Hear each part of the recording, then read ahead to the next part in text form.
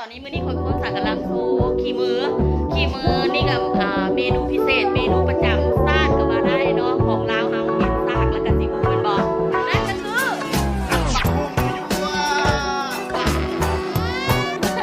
อันนั้นอหย่างก็